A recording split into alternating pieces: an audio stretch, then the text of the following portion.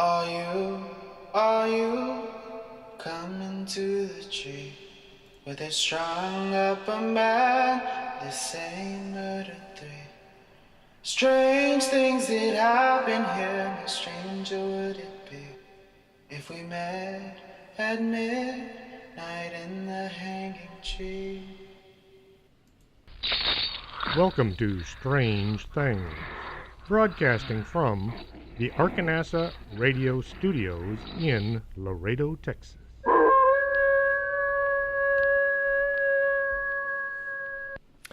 And welcome to the show. I'm your host, Chris James. This is March 3rd, 2018. Didn't think we'd get this far down the road this quickly. Tonight we're going to be talking about some strange creatures that people have encountered. But first, the question was asked if what I'm telling you folks was real or not. At first I didn't understand why I was being asked this. Then I read the comment about something called creepypasta, and it all made sense. I don't do that. If I'm talking about something, be it a Bigfoot sighting or a giant flying triangle, it's what I've been told as fact, or read about in an article, or on occasion actually seen myself. I will not be telling tales that are not true as far as I know. It took a few back and forth messages before I figured out the question. I might talk about one of my books. I will say whether the story is true or just something I made up. I have about 20 books out, and only 2 are nonfiction. I wanted to do a show tonight about weird creatures that people have run into. As I was digging around, all the stories I could find were things I'd already talked about. So I decided to redo the show from last year. More information, and hopefully a better show. These weird creatures were actually seen by many folks. In Madison Valley, Montana, there was something killing livestock. Back in the 1880s, the ranchers and farmers were being haunted by some unknown animal that was taking a toll on their livelihood. The first documented sightings of the creature by white settlers began when members of the Hutchins family settled down in Madison River Valley in the lower part of Montana. Not long after the Hutchins settled in the area, they, along with several other locals, began to encounter a strange wolf-like animal. It would skulk about in the daylight, looking for anything it could kill and eat. Everyone working the backcountry began going around armed, hoping to see and possibly kill this menace before it actually killed somebody. So the men working the fields tried to keep a rifle handy. Have you ever tried to work while holding a rifle? It's not easy. The firearms were usually kept in either a wagon or a saddle holster. The animal, killing off their livestock, was seen many times as it bolted across the field, sometimes just having killed a sheep or a small cow.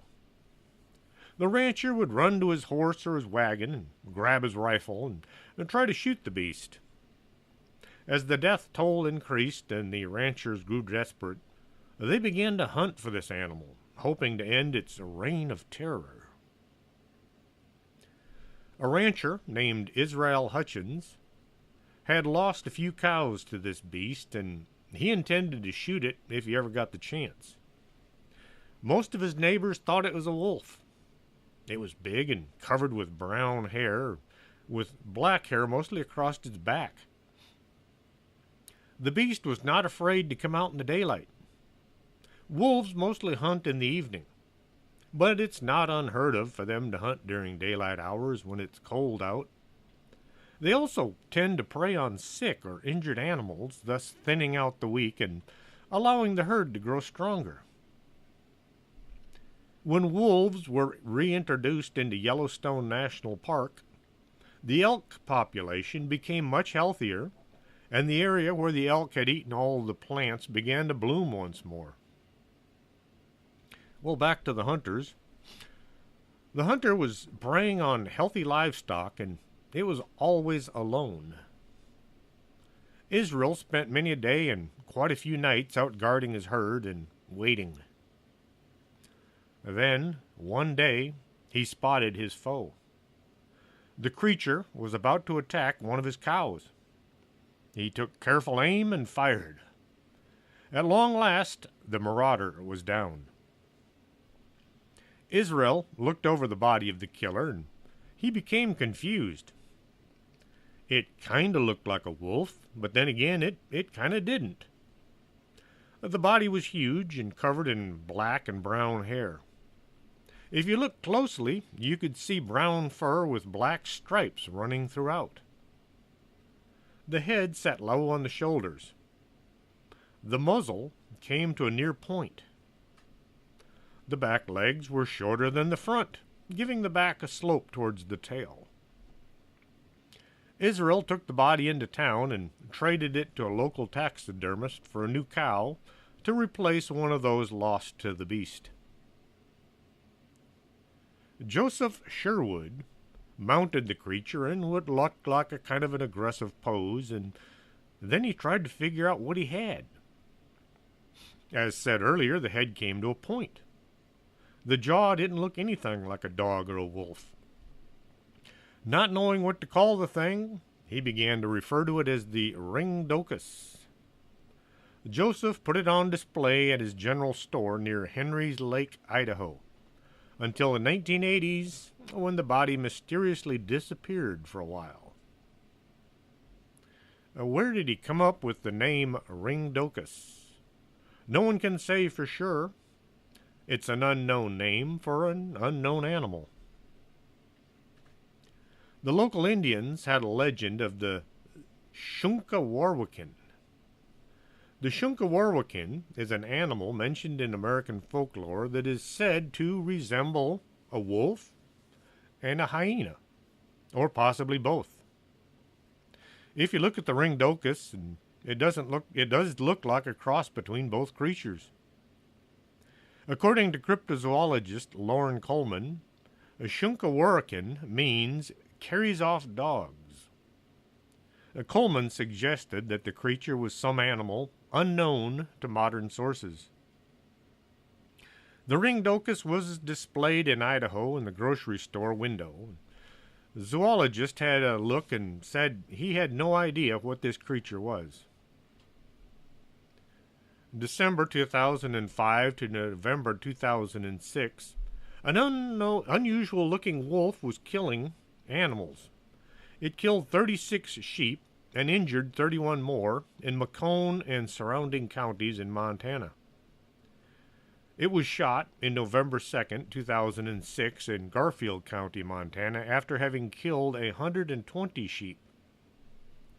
Montana wildlife officials were unable to identify the 106-pound, reddish-yellow animal.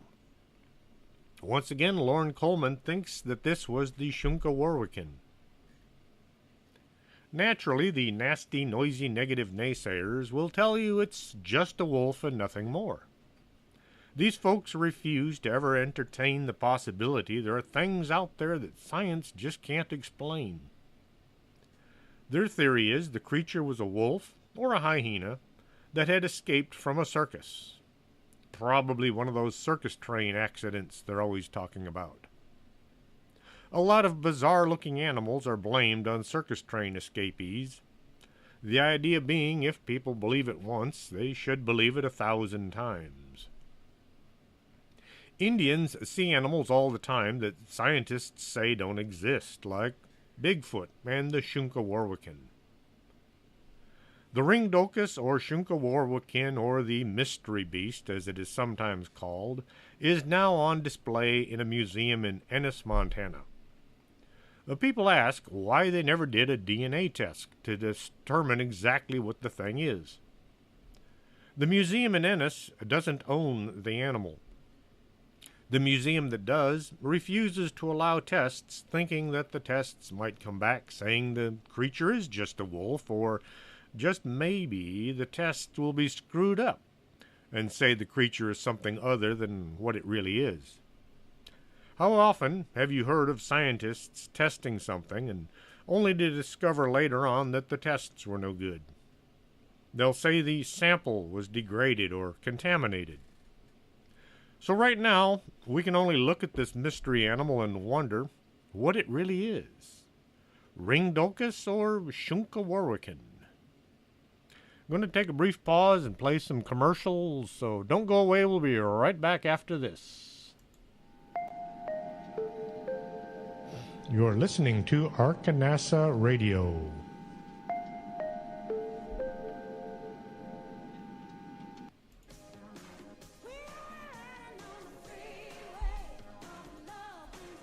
Do you have skin? Would you like to take better care of it? Call Lourdes James, independent beauty consultant, and set up an appointment. Call 723-3019.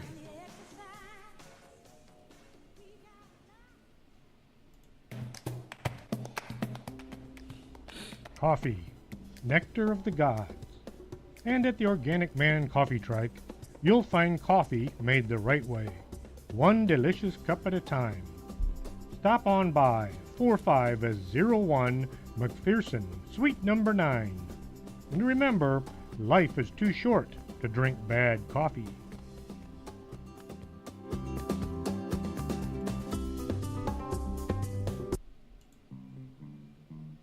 If your vision isn't what it used to be, and you're not sure you're seeing Bigfoot or just your neighbor mowing his lawn, stop on by Del Norte Optical, 107 Calle del Norte, just across the street from the Embassy Suites.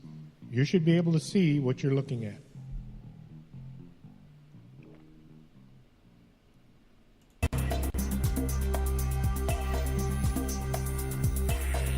Did you hear a bump in the night and you think it just might be a ghost? Contact the Laredo Paranormal Research Society at laredoparanormal@hotmail.com. That's the LPRS for all your otherworldly needs.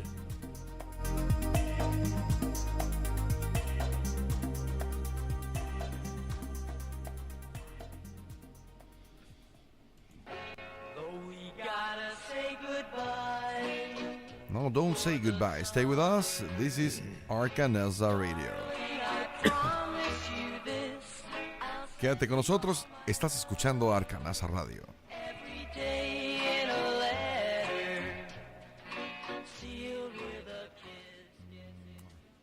And welcome back to the show.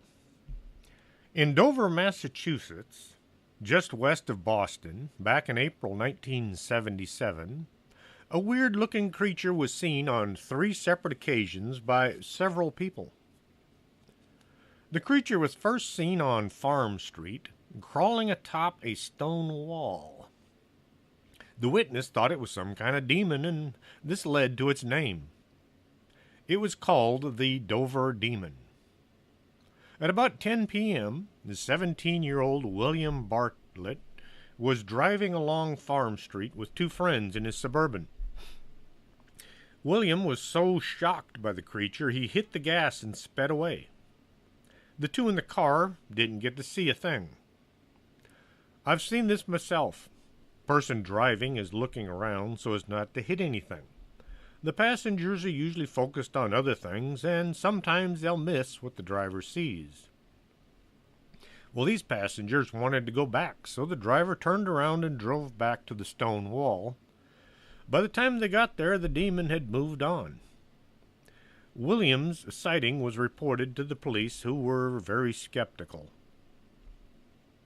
Then, a 15-year-old John Baxter spotted the creature on Miller Hill Road later that same night.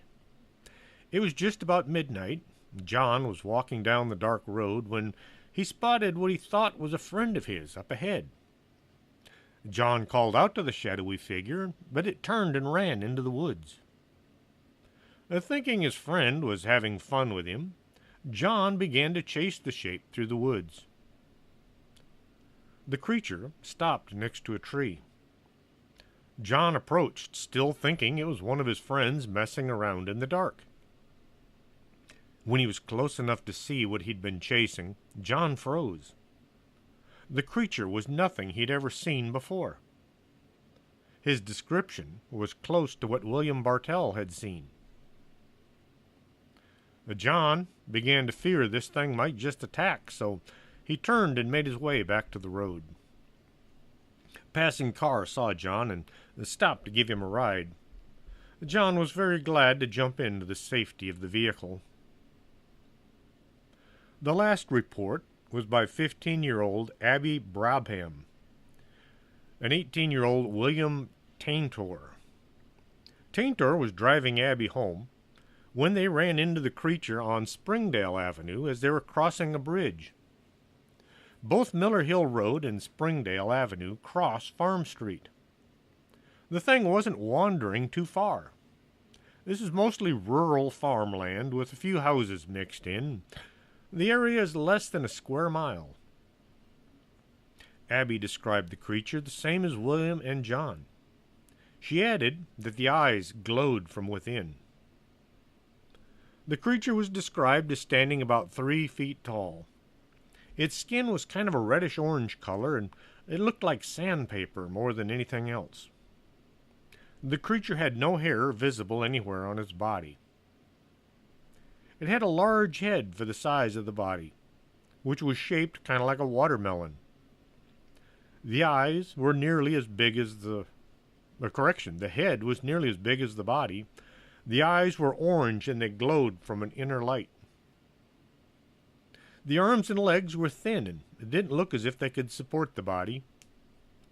Each hand had fingers that looked more like tentacles than anything found on the ends of normal arms. When confronted, it gave out a high-pitched scream like the sound of a hawk, and this was followed by a hissing sound like a snake. Some folks speculate the being was an alien from outer space. Aside from the color of its skin, it did kind of resemble a gray. Large head, huge almond-shaped eyes, spindly arms and legs. Other folks are convinced it's some kind of a scientific experiment that escaped from somewhere in that area. If you look at the images of the Dover demon, they look a lot like what people are now calling the rake. A cryptozoologist, Loren Coleman, went to the scene and interviewed all the witnesses. He believes they had actual sightings and that this was no hoax. The creature seems to have vanished after the third sighting, and nobody has come forward with any more reports since then. It seems to me that just about everything that could be said has been said in regards to the Jersey Devil. But I got to thinking, maybe some of y'all out there don't run in the same circles I do, so here it is, the Jersey Devil. The story goes back to about 1735.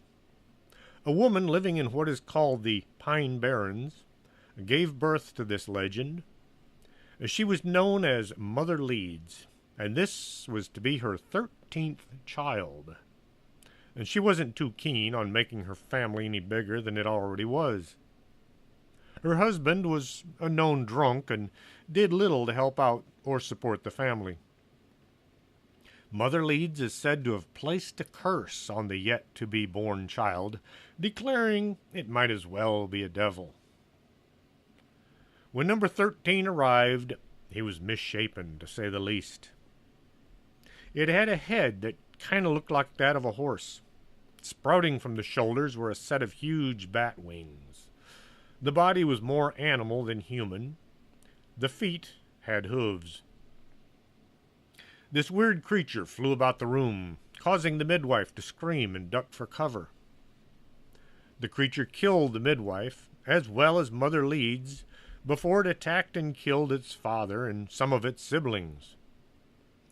The monster made it to the fireplace and exited by means of the chimney. With a scream of anger, it vanished into the ravaging night sky. Those few survivors, siblings of this murdering creature, all fled for their lives. Now, the story of its origin might be totally made up. Someone saw this creature and then came up with the legend.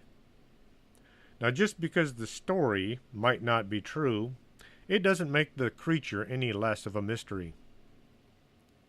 Now, some people began calling this winged monster the Leeds Devil, while others called it the Jersey Devil. Whatever you call it, the creature now claims the New Jersey Pine Barrens as its own, and it's known to attack anyone who goes there. The Pine Barrens stretch over 1.1 million acres. People have seen or heard the Jersey Devil as it flies about the pine trees. Some folks has even been attacked. In the 18th and 19th centuries, reports would come in from all over the area. The devil was attacking livestock and tearing up farms. January 16th, 1909, reports started coming in from the Delaware Valley that some mysterious thing was seen flying about. Footprints were seen in the snow that looked like a horse had been there, but it was walking on only 2 legs.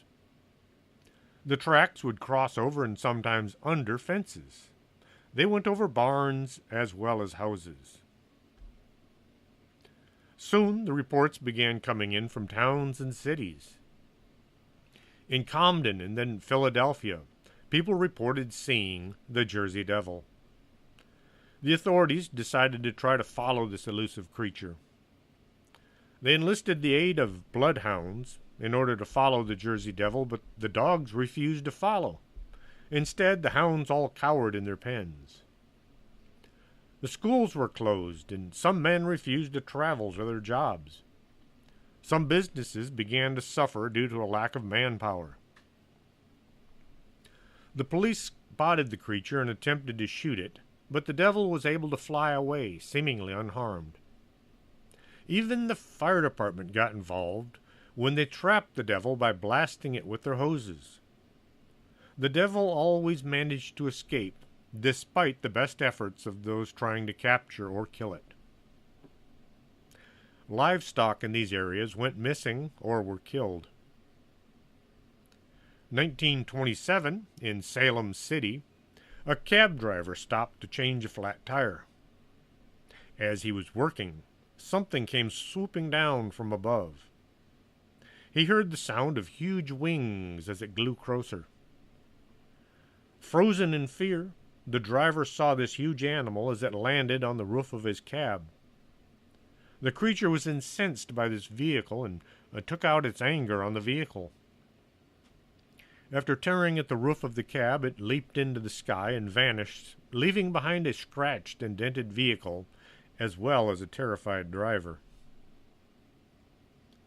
The Jersey Devil hasn't been nearly as active since that week in the 1900s, but there are still reports coming in today.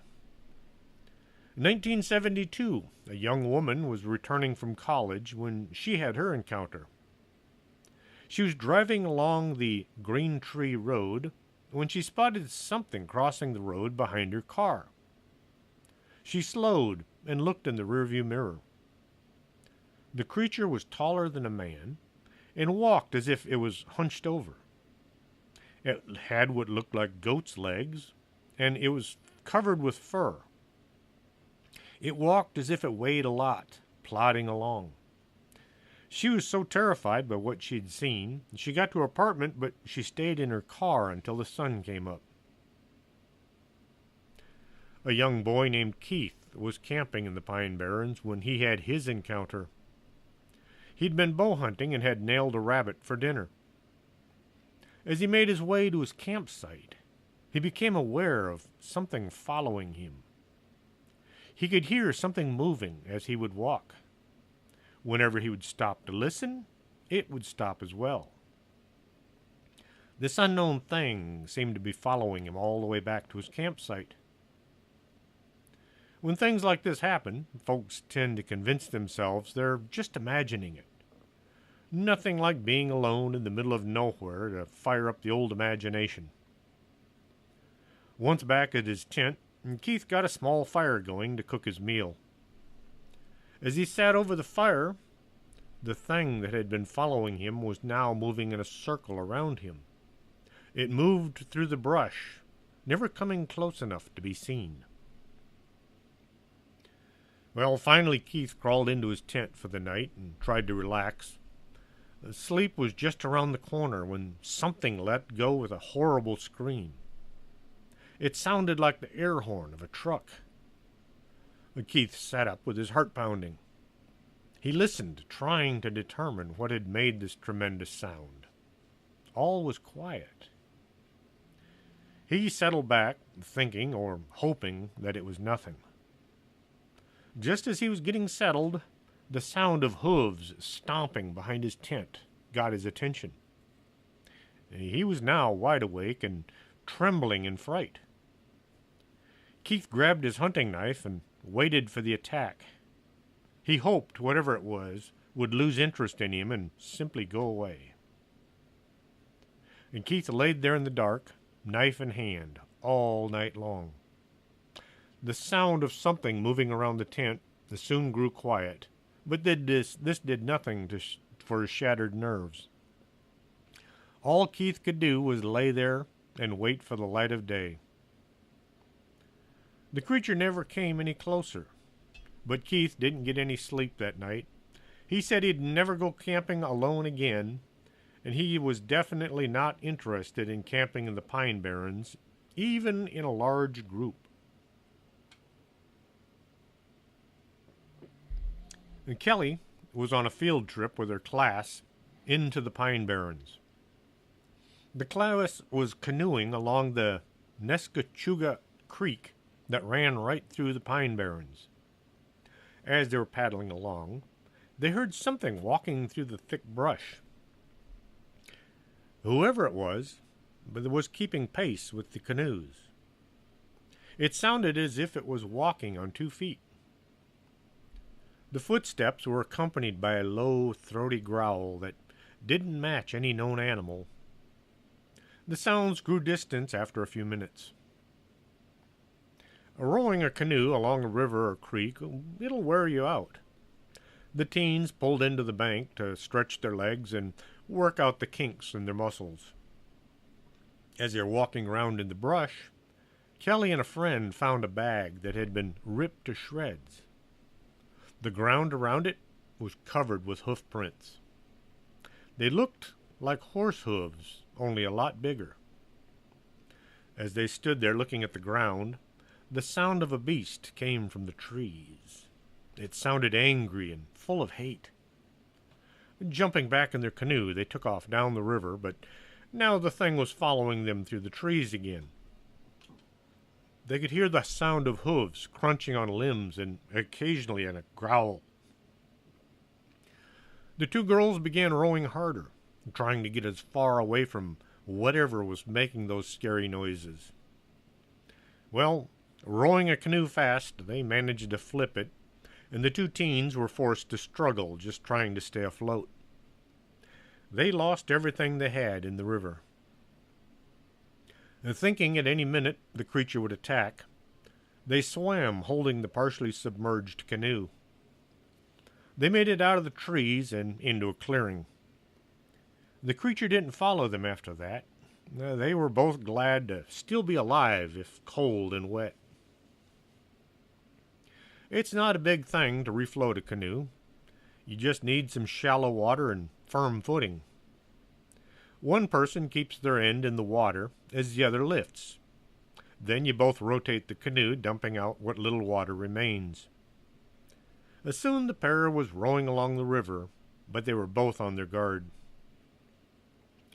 They found their way back to the school bus and loaded the canoe. As the bus was pulling out, and Kelly thought she saw a woman standing by a cottage.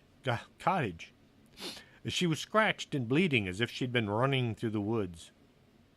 As Kelly watched, the woman just seemed to vanish. And now, could the Jersey Devil be some kind of a shapeshifter, taking on human form when it was convenient and becoming the devil when it was time to hunt?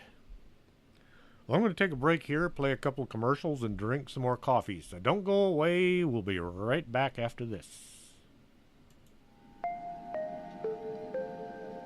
You're listening to Arkanasa Radio.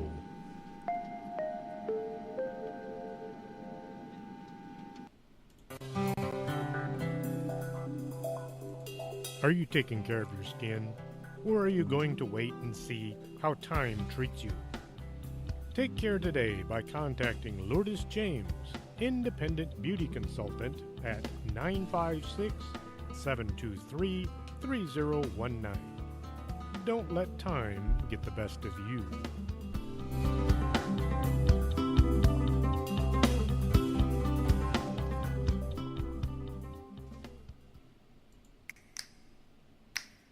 Coffee makes the world go round, and around here we have the Organic Man Coffee Trike, 4501 McPherson, Suite number 9.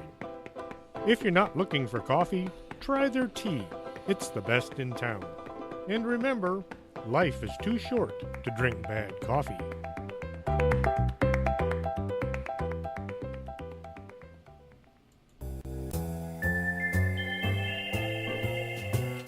If you need to squint and hold things out at arm's length to see them, maybe you should get your eyes checked. Del Norte Optical, 107 Calle del Norte, is right across from the Embassy Suites. Stop squinting and start seeing.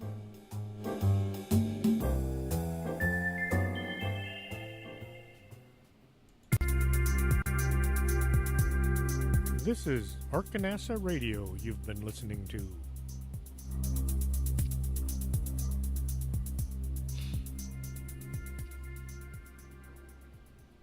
And welcome back to the show.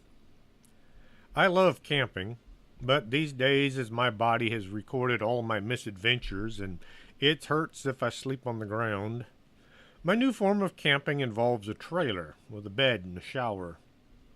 RVing is so much nicer and safer. I doubt I'll ever take the RV into the Pine Barrens, though. In the 80s, a group of friends headed out on their motorbikes to have a little adventure in the woods. They set up their campsite, and everyone had a good night, sleeping under the stars and enjoying the great outdoors. Early in the morning, Frank and 2 others went out on the trails to see the area around them.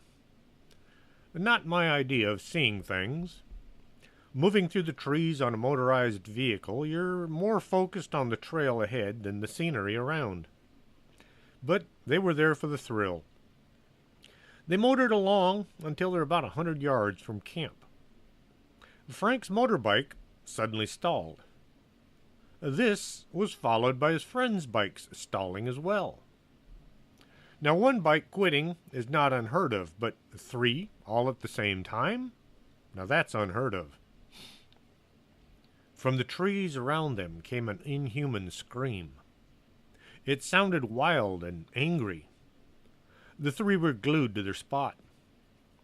Had they thought about it, they would probably abandon their rides and ran, but the kids will do some strange things. It took way too long for the 3 to make their way back to camp, pushing and pulling their out-of-commission bikes. Once back at camp, the rest of the group said they had heard the screaming noises as well. No one wanted to guess what was making the sound, but it went away and was finally pushed to the back of everyone's mind. Brushing off this scary episode, they got back to camping and enjoying being out in the woods. Now, young guys have to have their drinks, so the campers headed into town to buy some more beer. The local bartender asked why these guys all looked so shook up. When they explained about the sounds, the bartender said they must have had a run-in with the Jersey Devil. He showed the boys his garbage can, which had all been torn to pieces. The rips were made by something with 3 claws on each hand. Frank has decided to put an X through the Pine Barrens and never go back there again. I saw an interview with Loren Coleman as he was talking about the Jersey Devil. He held up a plaster cast of the hoof prints.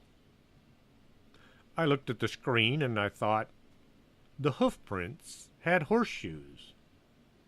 Who was the farrier that put shoes on the Jersey Devil? I wanted to ask Mr. Coleman about this. In October of 2017, I got a chance to talk to him in Jefferson, Texas. Lauren Coleman told me the cast was actually made by the production crew. They wanted something to show on TV. A real cast couldn't have been made because only footprints found had been in the snow. So the production crew went out and they manufactured the cast. I asked Mr. Coleman if it was okay for me to talk about this, and he said sure fine, he didn't have any problem with it. The only people with a vested interest in those tracks were the production crew. In 1952, in Flatwoods, West Virginia, a group of boys saw a large glowing object go streaking through the sky.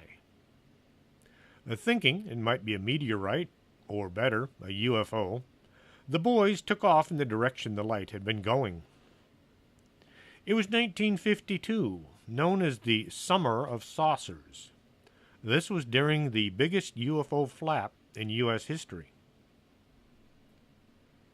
Two brothers, Edward, 13, and Fred, May, 12, and their friend Tommy Heyer, 10, witnessed the object cross the sky, coming to rest on land belonging to a local farmer named G. Bailey Fisher. The May brothers went to their home to tell their mother what they had seen. Kathleen May, then accompanied by the three boys, along with several other local children, Neil Nunley, 14, and Ronnie Shaver, 10, to see if they could find the impact crater, or better even, the landed craft. As they walked, they were joined by 17-year-old West Virginia National Guardsman Eugene Lemon. The posse traveled to the Fisher farm in an effort to locate whatever it was that the boys had seen. I can just picture it. A small group sets out to investigate, and as they move towards their goal, others come to join them. Soon they had a better part of the neighborhood walking up the side of the hill. Eugene Lemon had brought his dog along. The dog took off running ahead.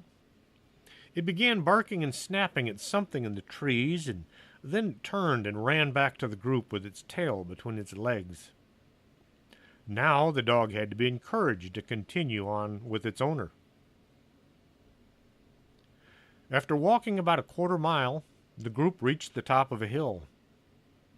From there, they could see a pulsating fireball.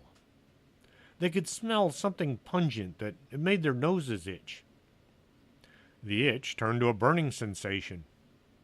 There appeared to be a cloud of gas or mist hanging in the air. Lemon spotted two small lights under a tree and aimed his flashlight at them. The light revealed a bizarre being that gave off a hissing sound and turned and came at them. The thing seemed to glide over the ground. This sudden movement caused the group to lose interest in flying saucers, and everybody turned and ran. 7 people, 5 of whom were children, a teenager, and one mother stampeding down the hill in the dark. Surprisingly, no one was lost or injured. Mrs. May called the sheriff's office and reported this weird thing in the woods near her home. A sheriff car came to the scene to take their statements and investigate the incident. Lee Stewart, a reporter for the Braxton Democrat, came along to make a report. The sheriff and one deputy searched the area where the thing had been. They could still smell a burnt metallic aroma that still lingered in the air. Lee Stewart visited the site of the encounter for a second time, and he discovered 2 elongated tracks in the mud, as well as traces of a thick black liquid. He immediately reported them as being possible signs of a saucer landing, based on the premise that the area had not been subjected to vehicle traffic for at least a year. A UFO investigation team, the Civilian Saucer Investigations and came to see if they could garner anything from the witnesses. Mr. William and Donna Smith took the descriptions from the children and Mrs. May. Eugene Lemon's mother had been at home at the time of the encounter. As she said, her radio had suddenly quit working, and the house shook as if there'd been an earthquake or something. The descriptions matched those given by other people who had had similar encounters. A mother and her 21-year-old daughter had seen something that had also given off a strange gas cloud that smelled like burning metal. It also caused their eyes to water and their noses to burn. This had happened a week before the May incident. The daughter had been put in the hospital for 3 weeks as a result of her encounter. The director of the local school board said he saw a flying saucer as it took off around 6:30 in the morning, the day after the 7 had had their run-in. The creature everyone had seen was described as being some kind of a robot or part creature, part robot. It hovered just above the ground, and it moved from place to place without ever touching the ground. The gas came from the lower section of the flying craft. Some of the folks who had walked up the hill on September 12th all began reporting similar physical symptoms. They all began to believe this was caused by breathing the gas or the mist being given off by the creature. The local doctor said the symptoms were very similar to soldiers who had been gassed with mustard gas during World War I. Just a note, mustard gas doesn't contain any mustard or anything close to it. The Germans had been using chlorine gas, which comes in a gray cylinder. To differentiate the new blistered-causing gas from chlorine, the gas was delivered in a yellow tank. The yellow tanks gave the impression of mustard, and so the gas was named mustard gas. Today these reports are all filed under the Flatwoods Monster, also known as the Braxton County Monster, or the Phantom of Flatwood. The government did a report on the incident. It was listed as mass hysteria and misidentification. If this was the whole story, what did General Benjamin Chidlow, head of Air Defense Command, mean when he said, "We have stacks of reports about flying saucers. We take them seriously when you consider we have lost many men and planes trying to intercept them." In September 4th, 1964, a 28-year-old man was hunting in Cisco Grove, California, when he encountered a strange robot alien that also tried to gas him. This sounds an awful lot like the Flatwood Monster. Metal aliens spraying an unknown gas around. You can read more about this in a book by Noe Torres called The Cisco Grove Incident. November 20th, 2011. The Creature of Mud Creek Road, Bradford County, Pennsylvania. A man was driving along the road at about 11 o'clock. He saw something on the left-hand side of the road, and he called his girlfriend's attention to it.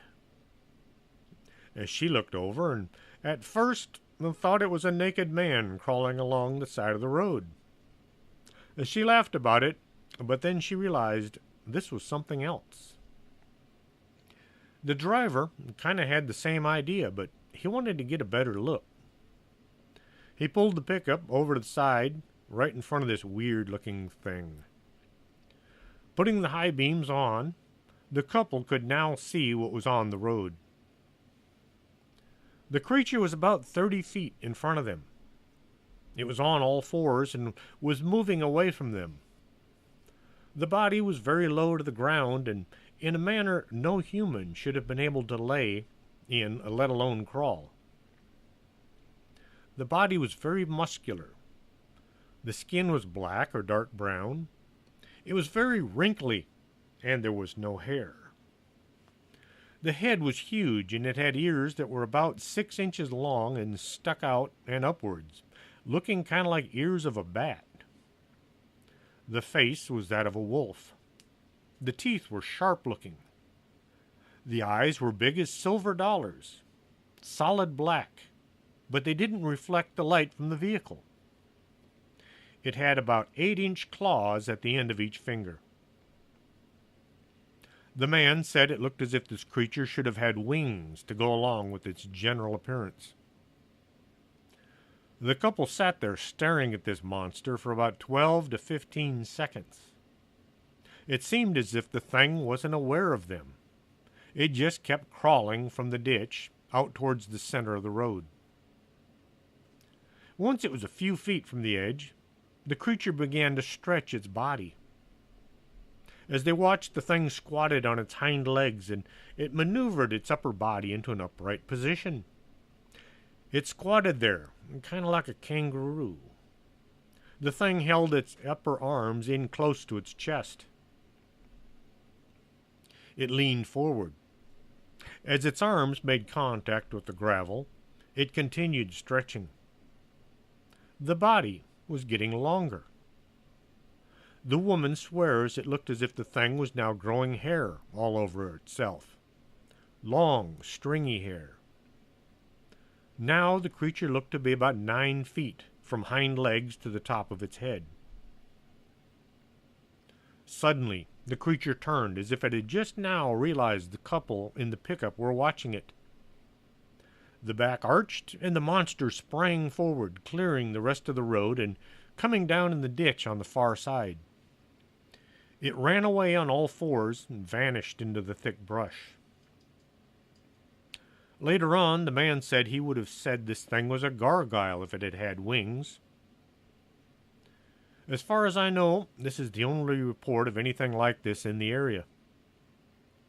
The original sighting could have been the same as the Dover Demon or the Rake. As the creature changed, it took on the attributes of a dogman or a werewolf. Pennsylvania has had its share of both werewolf and dogman sightings going back to the 1800s.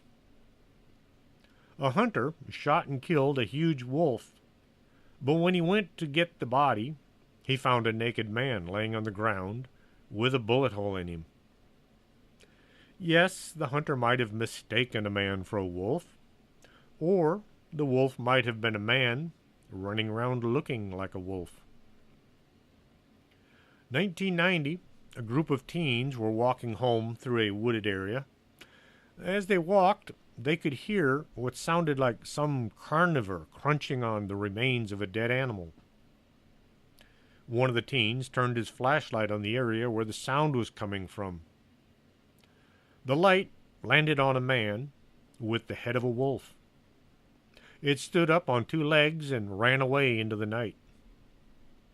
The teens were all shocked by this encounter, and I can understand why. And it's time for some more coffee, so don't go away. We'll be right back after this. You're listening to Arkanasa Radio.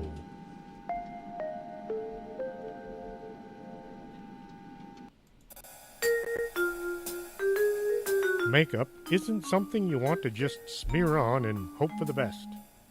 You might come out looking like Lon Chaney. Call Lourdes James, independent beauty consultant, and get a free makeover to see how makeup should be done. 956-723-3019.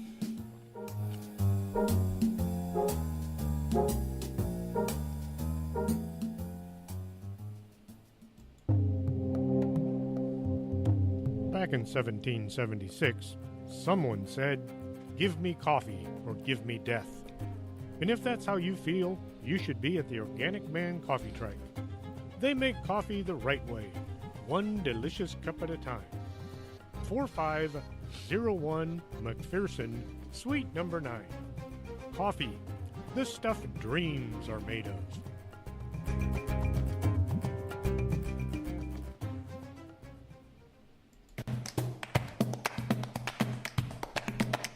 Did you go out UFO hunting and couldn't focus on the sky? Swing on by Del Norte Optical, 107 Calle del Norte, right across from the Embassy Suites.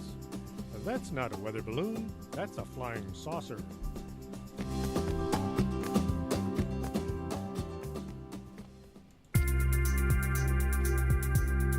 This is Arkanasa Radio you've been listening to.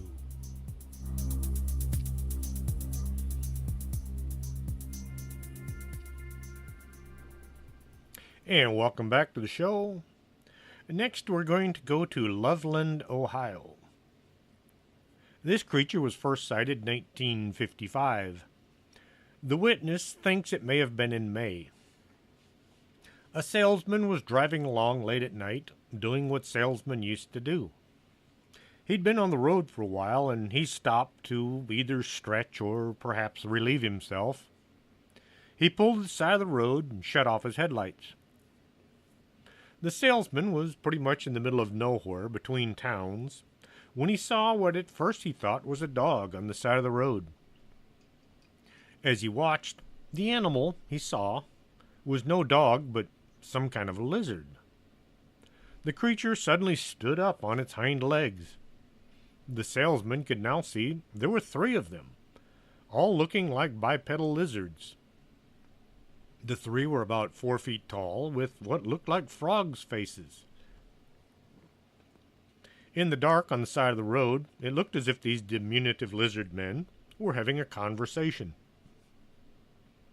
The salesman was near one of the many bridges that crossed the Little Miami River. He was so shocked by this display of nearly human traits, talking and using their arms to gesture, that the salesman would probably have sat there all night had not one of the lizards suddenly pulled what looked like a wand from its side and waved it in the air. The air was filled with what looked like sparks, causing the salesman to come out of his stupor, and he hit the gas, driving away as fast as he could. The 3 lizard men vanished either by slipping into the water or they simply disappeared. In March 1972, at about 1 in the morning, a police officer named Ray Shockey was driving along Riverside Drive. The roadway was icy, and so he was taking it easy and not going too fast. Something popped up on the side of the road and ran across right in front of his cruiser. It looked to be about 4 feet tall and maybe 50 or 60 pounds. At first, the thing was crouched over as if it were on all fours, but once the lights were on it, the creature stood up on 2 legs and bolted for the shoulder of the road. It stopped at the rail and looked back at the officer before climbing over and down into the water below. Having been born in Loveland, he'd heard about the salesman's sighting, but he always thought it was just a story. Officer Shockey had 40 years on the force, but this was the only time he found himself questioning his own sanity. He filed a report at the station. An investigation of by Shockey's fellow officers found scratch marks or abrasions on the guardrail where the incident had been reported. And nobody bothered to take any photographs of the rail. It wasn't considered that big of a deal. People sometimes say, why didn't he grab his camera? When you have an extraordinary experience, anything like this, the last thing on your mind is, I need to get a picture. Usually you're thinking, this is crazy and nobody's going to believe me. Then you think, oh yes, photos would be good, but by then the creature's usually out of sight. 2 weeks later, Officer Mark Matthews had an encounter with the same creature. He reported seeing something crouching along the icy side of the road. Thinking it was an injured animal, he stopped to see if this was the case. He intended to remove it from the road, but the creature suddenly stood on its hind legs. Matthews was shocked by this sudden movement. The creature all but leaps to its feet, causing Matthews to pull his sidearm and fire. The creature turned and went over the rail and into the water. Matthews gave the same physical description of the creature as Shockey had, except for the addition of a tail. Having discharged his weapon, he had to file a report. The investigation did not turn up any evidence. On a night, August 3rd, 2016, two teenagers were playing Pokemon Go between Loveland and Madeira Road in Lake Isabella. They reported seeing a giant frog near the lake, which stood up and walked on its hind legs. This kind of brought their game to a halt. Nobody wanted to stay in the area after that. Now, this last encounter took place just northwest of Laredo, Texas. I used to work for the Border Patrol. The sign cutting is an art almost exclusive to the patrol. We would follow groups as they made their way out across ranches. Long hours and somewhat nasty conditions. The guys in the front office didn't want the vehicles getting beat to death, so usually the worst vehicles in the fleet were assigned to this unit. You had to provide most of your own keys. I had 4 huge key rings which gave me access to just about every ranch within 50 miles of the river. No air conditioning, no good time radios. I carried a small portable which sat on the dash, and it did the trick most of the time. Well, times changed as the patrol grew. Soon we had medical units that, should somebody get hurt, would provide treatment up until the injured party could be transported to an ambulance. And we had vehicles with all the bells and whistles, CD players, and auxiliary hookups. 2010, a friend of mine was working up on Mines Road, and he was one of our medics as well.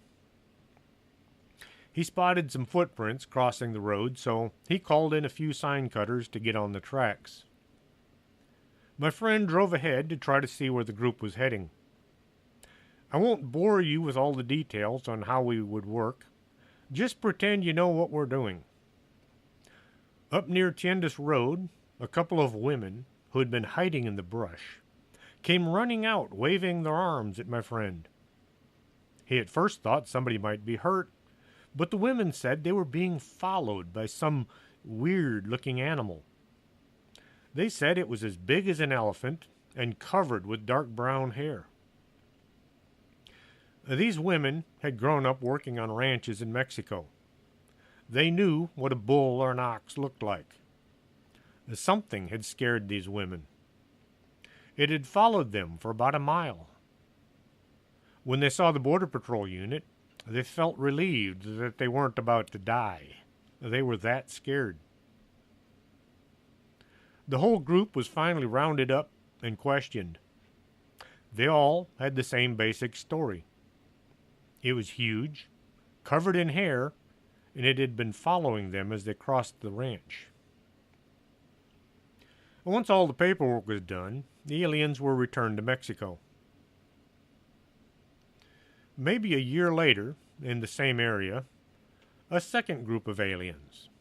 These folks were from Central America. They were what we called OTMs, or other than Mexican. They flagged down my friend in about the same location. They said they'd been chased by something that looked like a gorilla. It had torn down a few trees as it chased them.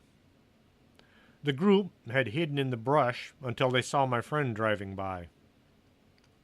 Now, the chances of the first group telling the second group about this weird creature are about 0. In the alien world, there's a pecking order. The top dogs are the smugglers. These ruthless people will make millions of dollars smuggling people into the country. If the people being smuggled don't pay, they'll either be enslaved or maybe even killed. The guides are next. They work by leading the smugglees across the ranches. They will rob them and take advantage of the women. They are mostly very rotten people. Then you have the people being smuggled. They're kind of in the bottom tier with few options as to what happens once they cross the border. The very bottom of the group are the OTMs. They're looked down on by everybody in the smuggling community. It sounds as if there's some kind of a creature running around in Webb County, just north of town. Now, this land is all privately owned, so it makes any kind of an investigation somewhat difficult. But all we can do is drive up and down the roads and look for any sign of this creature. I call it the Webb County Beast since nobody else has named it. I hope you enjoyed tonight's show. If you'd like to hear the archives, just go to strangethings.podomatic.com and have a listen. If you'd like, you can contact me at strangethings@arkanasa.com. That's ARCANASA. Just think of the Ark and NASA combined. We'll be back next Saturday with more strange things. Are you coming to the tree where they strung up a man? They say murder 3. Strange things that happen here, no stranger would it be if we met at midnight in the hanging tree.